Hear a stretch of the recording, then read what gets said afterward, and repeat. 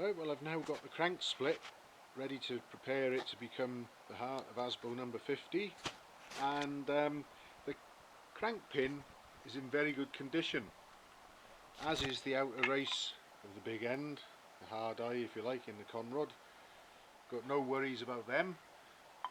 There was no play in the big end at all really, but I had a look at the floating bush and I've probably caught it just in time. It's just starting to flake and break up in places. You see that chunk there missing, and I also saw, let's see, one of the oil holes had a flake of metal in it. There we are. So I think we've caught that one.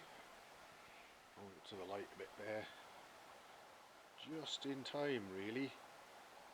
It's not actually very worn.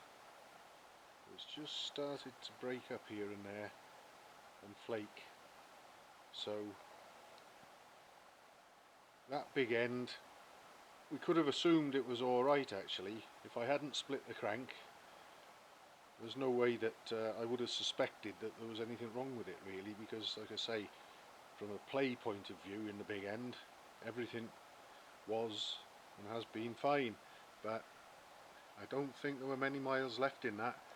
That would have carried on breaking up and probably got into oil holes and started to sort of grind and scour bits and pieces of metal into other bits of metal and flake them off as well, and before you know it, oil ways would be blocked and then you'd have knock knock knock knock knock from the bottom end of the engine. So at the very least there, we want a new floating bush.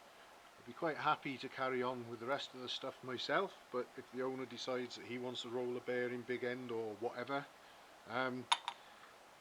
that's something that I've got to discuss with him.